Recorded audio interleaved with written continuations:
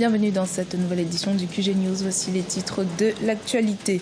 Le Burkina Faso demande l'extradition de François Compaoré. Le frère de l'ancien président Blaise Compaoré a été arrêté dimanche en France en vertu d'un mandat d'arrêt dans l'affaire de l'assassinat du journaliste Norbert Zongo.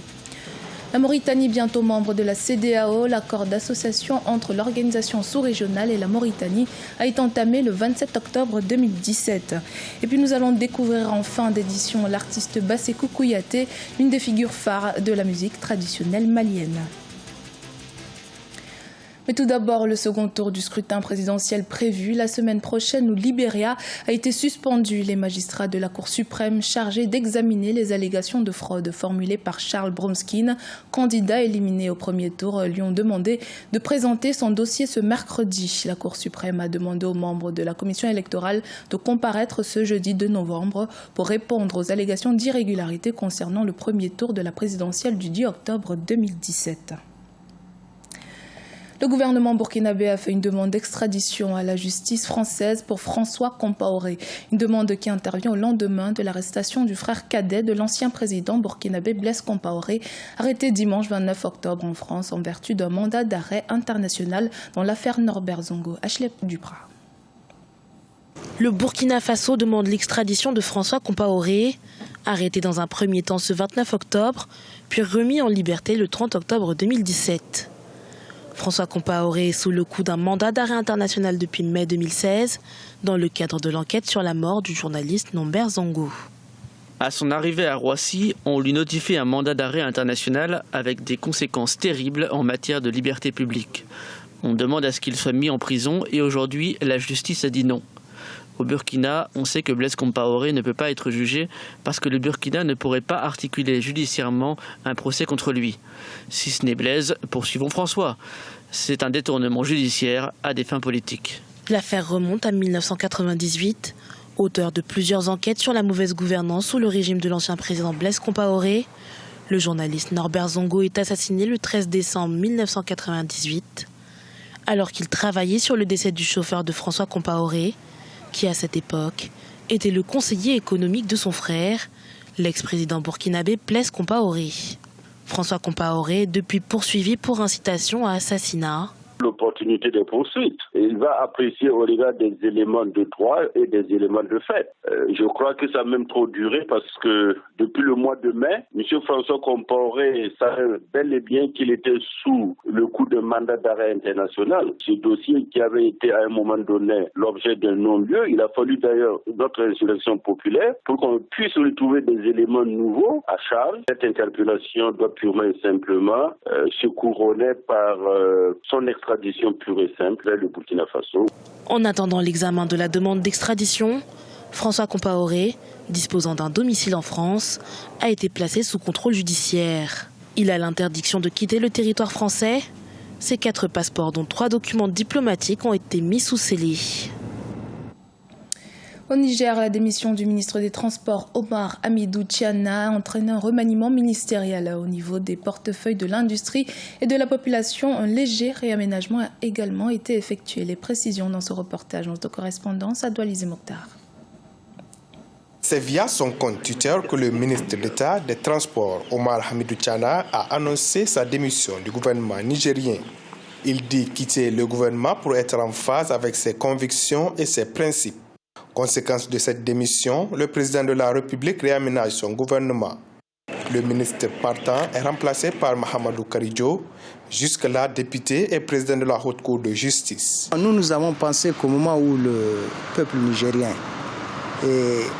vit des moments difficiles, surtout avec cette loi des finances 2018 que veut lui imposer le gouvernement, nous avons pensé que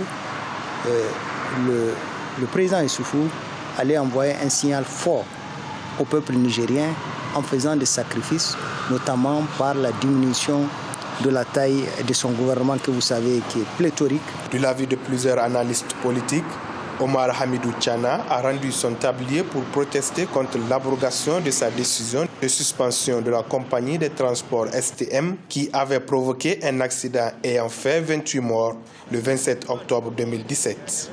La compagnie a repris ses activités ce lundi 30 octobre. Un bout de temps que le ministre des Transports a des problèmes avec le principal parti au pouvoir. Nous le savions, il y avait eu beaucoup d'affaires qui s'en sont suivies. Et hier, cette affaire de la suspension de la société de transport STM n'est que de la goutte d'eau qui a fait déborder le vase et ça a engendré sa démission. Ministre depuis 2011 dans les différents gouvernements du président Issoufou, Omar Hamidou Tchana était jusqu'en 2013 militant du parti de l'opposant Hama Amadou avant de créer sa propre formation politique, l'Alliance des mouvements pour l'émergence du Niger, Amen Amin, dont il est aujourd'hui le président. Depuis le limogeage du maire central de Niamey Hassan Seydou et de certains maires relevant de sa formation politique, le ministre Tchana avait maille à partir avec la majorité présidentielle. La Mauritanie et les États membres de la CEDEAO devraient constituer une zone de libre-échange à compter du 1er janvier 2019. 17 ans après avoir quitté l'organisation sous-régionale, le pays manifeste davantage d'intérêt à maintenir ses liens économiques et commerciaux. La première session du Conseil d'association CEDEAO-Mauritanie s'est ainsi tenue le 27 octobre. Les précisions avec Deogracias Podo. Après 17 ans d'absence, la République islamique de Mauritanie peut se réjouir des avancées suite aux négociations avec la Communauté économique des États d'Afrique de l'Ouest, CEDEAO. Si à l'origine l'organisation régionale avait souhaité que les autorités mauritaniennes présentent un dossier de réadmission, c'est finalement l'option de statut d'État associé qui a été validée. Une première session du Conseil d'association s'est tenue le 27 octobre 2017 à Nouakchott en vue de consacrer le démarrage effectif de cet accord et convenir des mesures et activités prioritaires ainsi que le chronogramme et les modalités de mise en œuvre. Je pense que lorsqu'un pays décide de rompre ou de renouer son appartenance avec une organisation intergouvernementale et en particulier une organisation d'intégration régionale, ça veut dire qu'il y a une décision qui est mue par des calculs à la fois politiques, économiques et stratégiques. Donc la lecture que l'on peut faire, c'est davantage parce que l'intégration régionale en Afrique avance. La zone CEDEAO est une des zones phares en termes d'intégration et c'est normal que ça devienne un espace de sens, mais aussi un espace attractif du point de vue économique.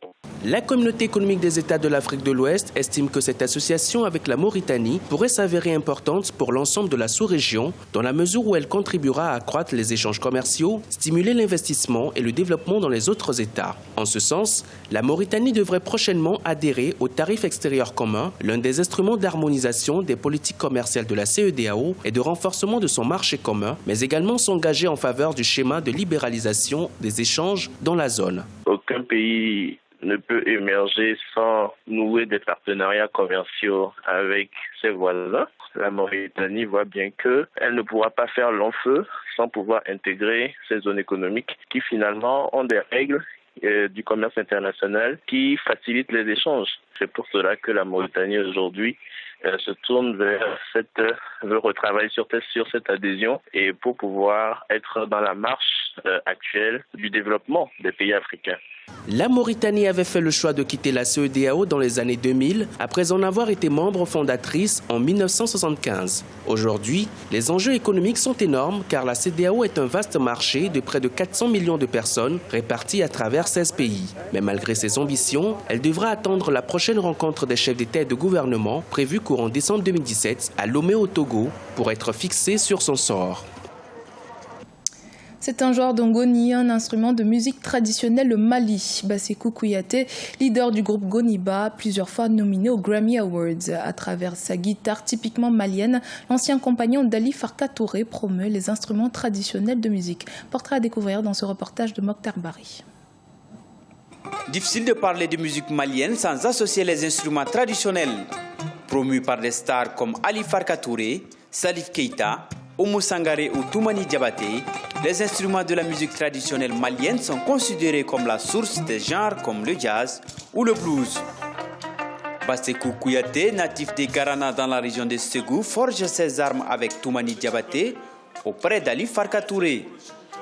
Joueur d'Ngoni reconnu, il est propulsé au devant de la scène grâce à sa maîtrise de cette guitare traditionnelle.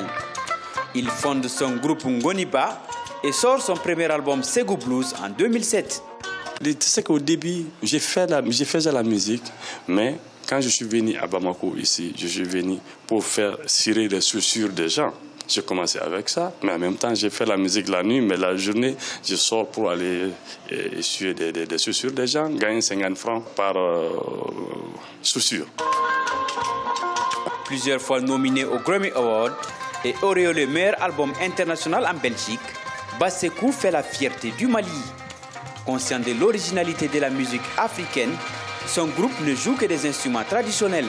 En bon afro-optimiste, il encourage les jeunes musiciens à retourner aux sources. Nous avons des instruments comme ça depuis des siècles et des siècles, depuis avant la naissance de Jésus-Christ, mais ce n'est pas été exploité. Bon, j'ai eu l'idée, j'ai eu la chance, c'est moi qui ai fait une idée de créer un orchestre comme ça pour tourner, montrer au monde entier que vraiment nous avons des instruments comme ça, qu'on peut faire la musique sans les instruments occidentaux. Bassekou Kouyaté totalise de nos jours 4 albums avec à la clé 4 tournées mondiales. Bassekou, c'est aussi 180 dates par an. Bassekou a été élevé au rang de chevalier de l'Ordre national du mérite par l'ancien président Amadou Toumani Touré pour service rendu à la nation.